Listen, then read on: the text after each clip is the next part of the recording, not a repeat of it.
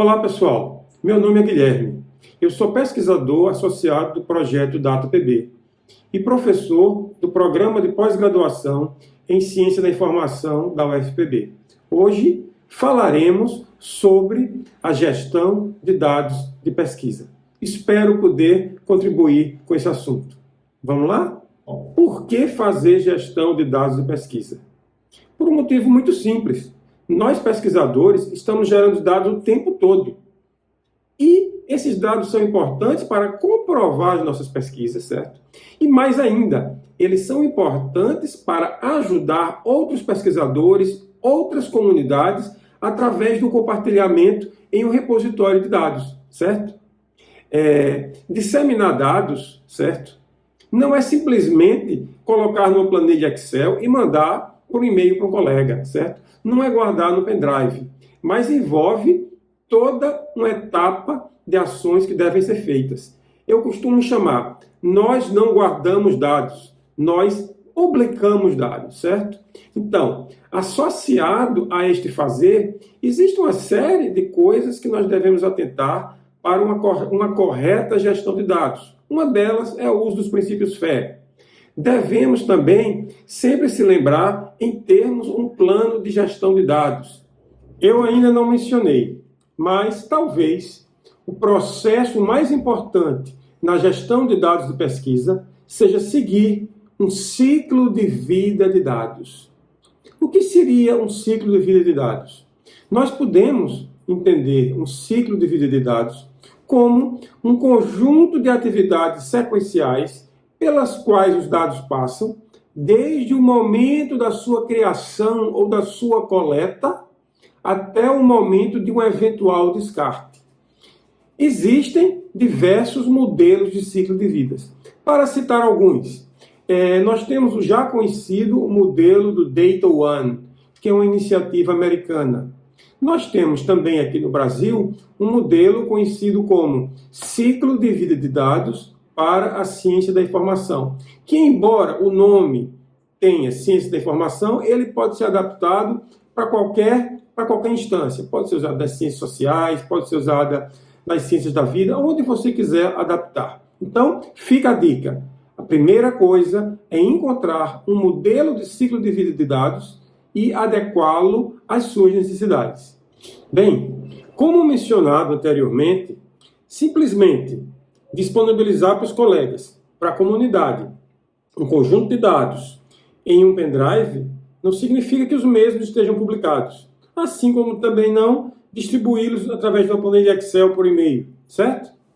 Então, o que é que garante que os dados estejam publicados? Como que a gente pode entender o que seja uma publicação de dados?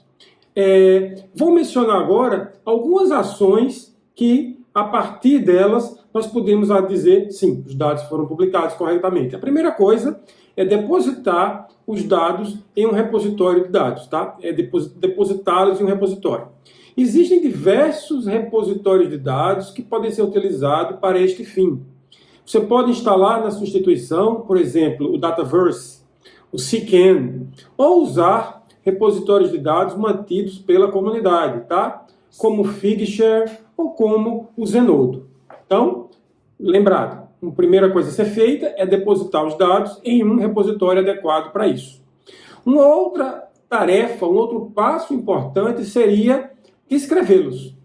Os dados, quando colocados no repositório, quando disponibilizados em um repositório, eles devem estar corretamente descritos. Devem existir metadados que descrevam semântica e sintaticamente esses dados. Uma outra coisa muito importante, para o conjunto de dados, devemos atribuir um identificador persistente. Por exemplo de identificador persistente, o DOI, é o Digital Object Identifier. Esse identificador persistente, ele vai identificar o conjunto de dados de forma inequívoca, certo? E única, certo? Isso aí vai evitar que, quando, por exemplo, tiver uma mudança numa URL, uma mudança no identificador, você perca o acesso aos dados. E, finalmente, para que a gente entenda que esses dados estão publicados, eles devem ser revisados por suas comunidades, tá? Eles devem ser validados. Então, seguindo isso que eu falei agora, que eu mencionei, a gente pode assumir que os dados foram publicados. Seguir um ciclo de vida de dados corretamente em todas as suas etapas garante que esses dados podem ser publicados, tá? Então, vamos prosseguir, pessoal. Pessoal, nessa imagem nós temos todo o processo de publicação, tá? Temos o conjunto de dados até o momento que ele é publicado. Podemos ver as etapas: depositar em repositório, descrever, atribuir identificador e revisar. Princípios FAIR. O que é que significa isso? Bem, é fácil.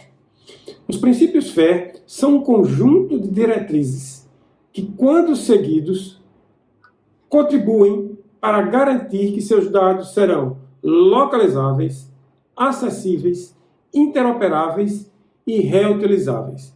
FAIR é um acrônimo para o inglês, tá? O F significa findable, o A significa accessible, o I significa interoperable e o R, reusable. Então, se nós seguirmos o que está dito nesses princípios, é provável que seja mais fácil que nossos dados sejam compartilhados por uma comunidade e que estes possam ser utilizados com mais facilidade, certo?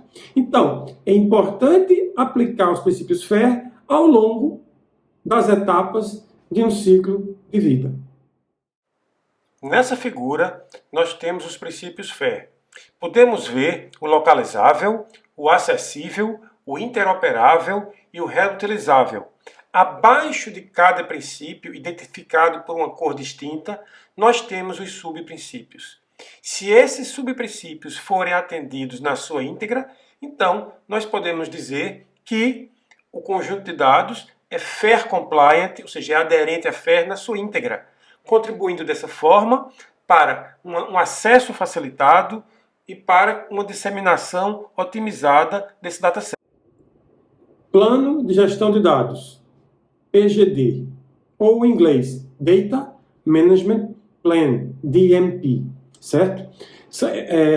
Basicamente, um plano de gestão de dados é um documento que descreve como os dados serão coletados, organizados, documentados, compartilhados, preservados e armazenados durante todo o ciclo de vida de uma pesquisa.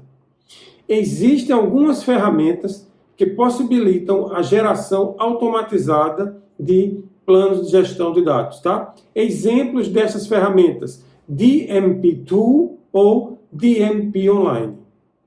É importante registrar que algumas instituições de fomento à pesquisa já estão exigindo um plano de gestão de dados associado ao projeto de pesquisa. Exemplo disso é a FAPESP de São Paulo. Chegamos ao final do nosso vídeo.